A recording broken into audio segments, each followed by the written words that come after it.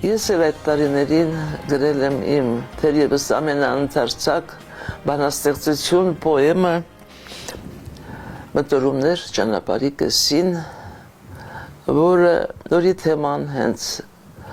եղերն էր, մեծ եղերն է, եւ որը տարիներ շարունակ մի տեսակ թաքցրել էին մեր սերունդից,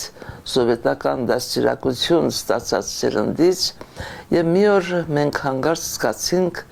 որ անտեսել ենք մեր պատմությունը, չենք նկատել մեր պապերի ու տատիկների արդյունքը, չենք նկատել այդ տարիներին 15-20 թվերին, որ փանոցներում մեծացած զրկանքներ կրած մարդկանց հետագա տառապանքը եւ չենք իմացել, համարյա չենք իմացել, որտեղ մեր պատմության դասերում այդ թեման իսպար բացակայում էր 15 թվի եւ նրան հաջորդող սքավոր տարիների պատմությունը, որը մեր տարեգրության մեջ մտել է մեծ եղերն անվամբ։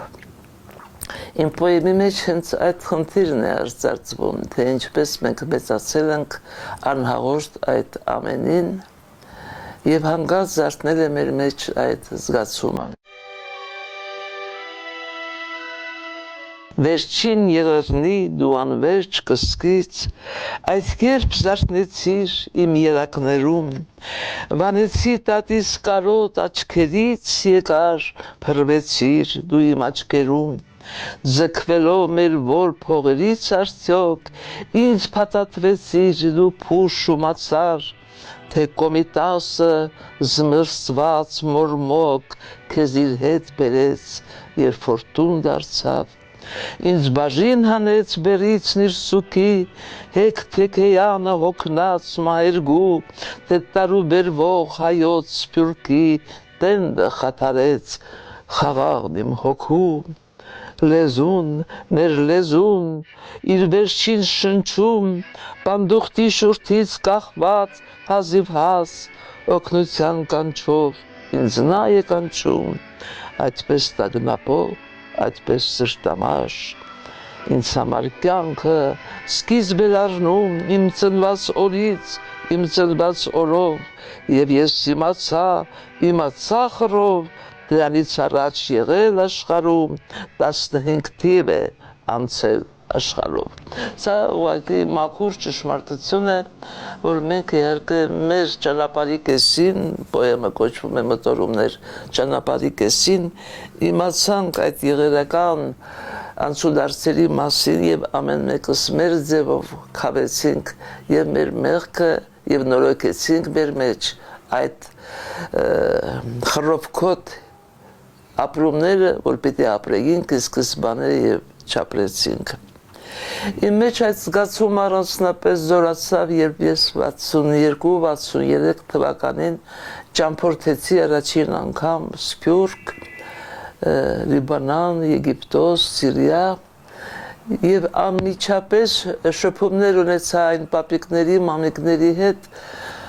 որոնք տեսել էին ջարդերը, որոնք քայլել էին գաղթի կարավաններով, Սիրիայի անապատներով, տեսել էին Տեր զորը, վերապրել էին այդ ամենը եւ ես հնարավորություն ունեցա կենթանի հանդիպումներ կազմակերպել նրանց հետ։ Սփյուռքը տարիներ շարունակ հիշատակել է այդ օրը եւ դա կոչվել է Սքատոն, ապրիլյան Սքատոն, սուկ, որ այդքան կորուստներ են ունեցել եւ երևի տոն նրա համար,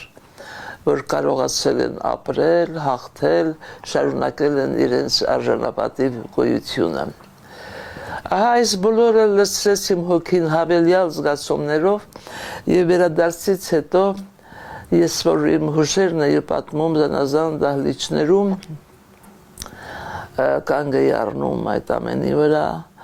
գնացի Կենտկոմ Զարոբյանի մոտ եւ շեշտեցի, որ Սփյուռքը ահա 50 տարի շարունակ տոնում է, իսկ մենք մնացել ենք անհաղորդ եւ մոտեցող 50-ամյակը արդեն մենք չենք կարող չնշել։ Զարոբյանը շատ բռնումով, ինչպես ասում են, մոտեցավ այդ հարցին, որտեղ իր ներքին աշխարհը տեսել էր այդ ամենը, ապրում էր այդ ամենը, ինքն էլ Արդահանից էր, գաղթած ընտանիքի զավակ։ Եվ ես գրավոր իմ հաշվետվության մեջ հիշեցի, որ անպայման պետք է հիշատակել, նշել 50-ամյակը։